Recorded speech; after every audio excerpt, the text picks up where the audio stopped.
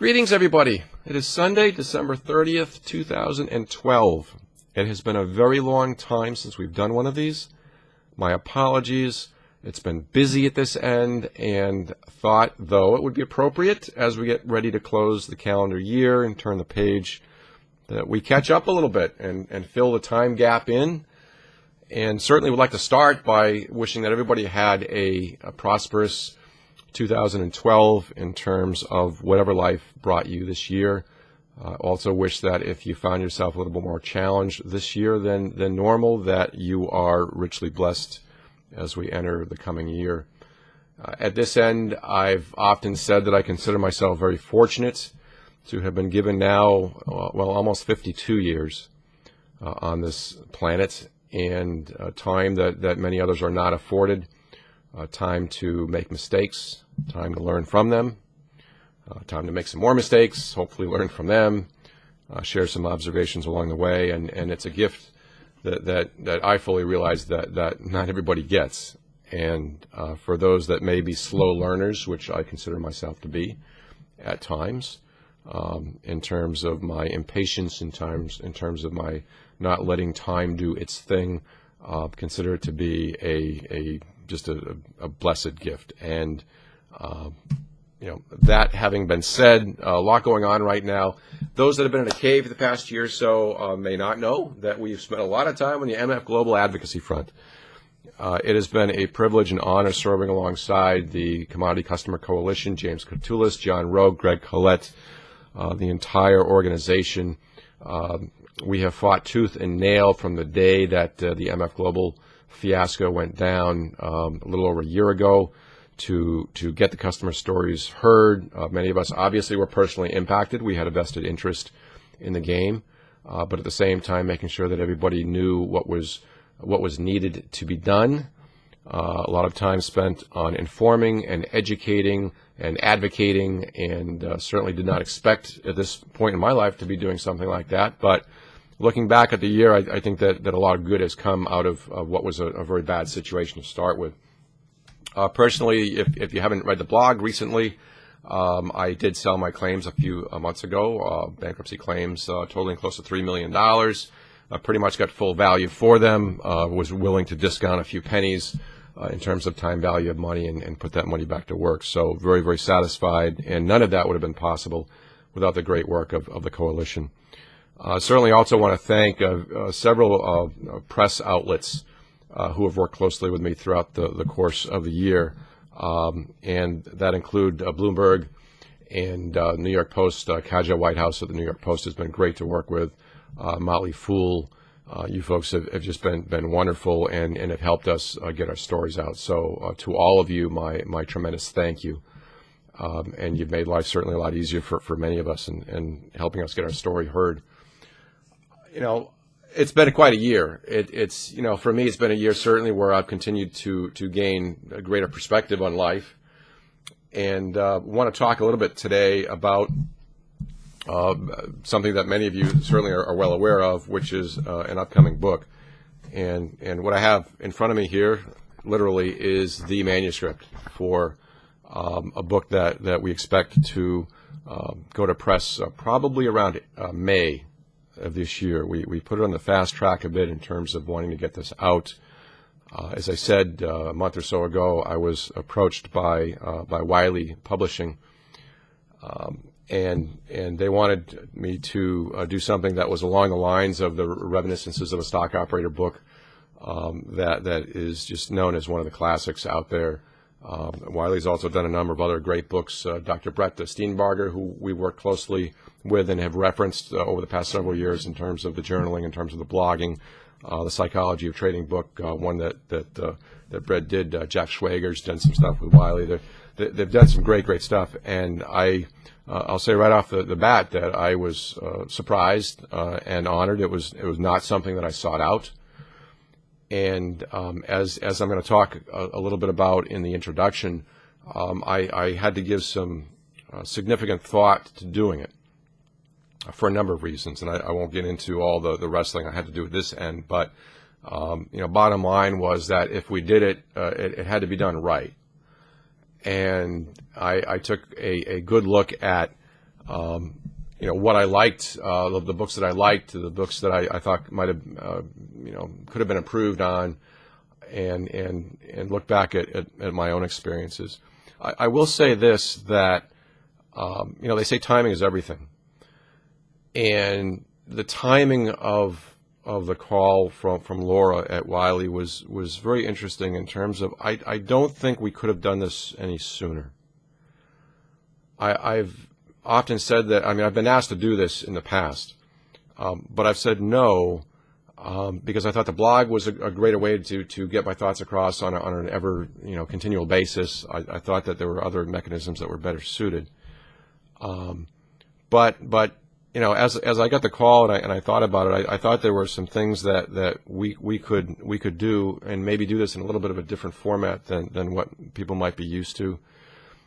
And those of you that only know me through the blog really only have caught a very small sliver of my trading career and certainly in my life. And the 2008-2010 period roughly of just mega earnings and bamboos and all of that, it's certainly an important time. But equally important, if not more important, are the years that led up to that.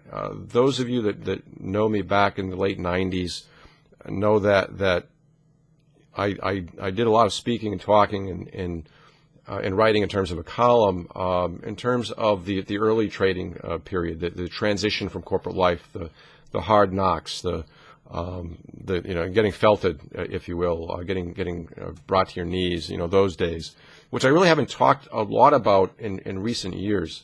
Certainly as my trading career has evolved and as the skill set grows and as you just get better at life, and that tends to work itself out in terms of results of fruits of your labor, if you will, as time goes on. We haven't really focused on that a whole lot. I know I talk about that in the Jelly series a bit because I think it's very, very important. I think it's in the first or the second video, but I really haven't written that much about it. So what happened as I was thinking about doing this, and as once I agreed to do it, was to really go back and look at that time period.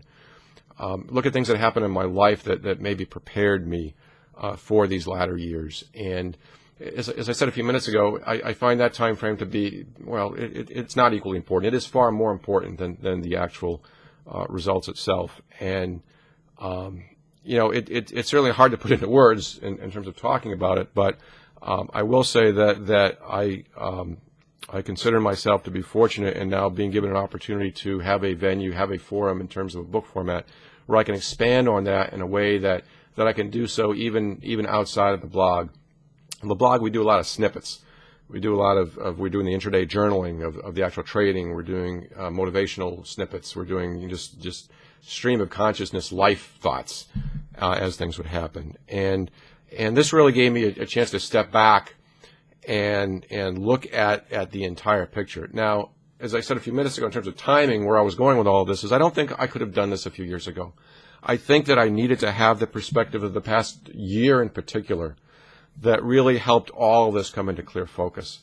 It's very hard, when you look at a market chart, for example, to look at a single time frame. It doesn't mean anything. You have to look at it in comparison to other time frames, shorter time frames, larger time frames. Where does it fit into that picture? And it's the same thing in life, and it's the same thing in your career, whatever your career may be, but especially your trading career.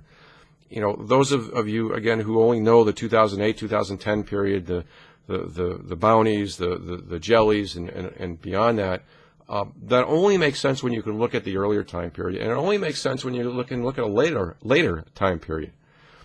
And we've been given this gift, if you will, of another year to really put things in perspective. And certainly for me, the challenges of last year, where the proverbial rug gets taken out from under you, at least for a short period of time, and really have to realize where your faith is and what your true sense of security is. It's not in money, and I always knew that, but I was certainly tested to the hilt and certainly failed some of those tests, and I talk a lot about that. So again, what this is going to be able to do for hopefully the industry is to really take someone who is fortunate enough to have been successful to a very large extent at one point, but take you on a journey that far precedes that. and then look at the time that elapsed after that. And in doing so, I think I'm finally at a point where I can now put this in some kind of a complete package. And it was actually very exciting to do this. It's taken me back to a lot of things I learned in high school and college in terms of grammar, in terms of bibliographies, in terms of proofreading and all that kind of thing. And hats off to my wife, Deborah, who has spent lots of time with me at this end, proofreading and commenting. It is very important to me as I do this that, and I say this at the beginning, that I try to remove, any self interest, any self hype, any wording that may seem that I'm trying to put myself above anybody else. And if anybody can do that, if anybody can help me prevent me from doing that, it's my wife. So she has been a very godsend to keep me grounded throughout this. I can't yet disclose the title. As everything gets through the copyright process, I will certainly keep you posted as we go forward. But I'm very hopeful that it will find a place in the trading library in terms of something that again you can look at not just a year or a couple of years or even a decade, but actually look at the life of a trader. And whether that helps you improve your own walk in the industry, or whether that helps you come to some grips in terms of making a decision whether to do this sort of thing or not. I hope you find that helpful. If nothing else, learning from my mistakes. As I've done in the blog, I'm extremely candid in terms of the bonehead days, in terms of the tough days, in terms of when probability didn't work out in my favor. And what you will find also, possibly for the first time in the industry, if not for the first time, one of the rare times, that I will actually have detailed data throughout my entire trading career, performance data, backed by a personal affidavit in this day where everything can be doctored and that sort of thing. And so I'm really, really excited to do that. I think that you've got to put numbers next to strategies. You have to look at the results. You have to look at the outcome. Theory is great, strategy is great, but you have to look at tangible outcome. And to do so in a fully transparent way of showing you, the days certainly I did well, but also, every single day that I traded poorly. There's one particular chart in here that you'll see that you're going to see where that was and what it was percentage-wise, and you're going to see that over a 10-year period. And I'm thankful I had the data to do that. But again, it's something that I'm very pleased to put out there. I never want to put out anything that doesn't have something that or isn't viewed as being of high quality. And I won't put anything out there unless it passes that test.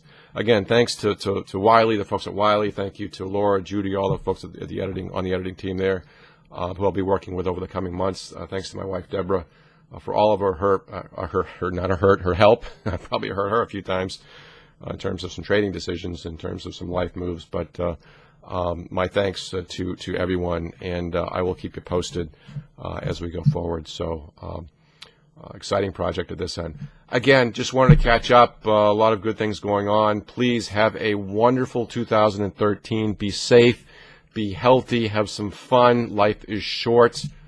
Kick it off with a great New Year's Eve. Take care, everybody.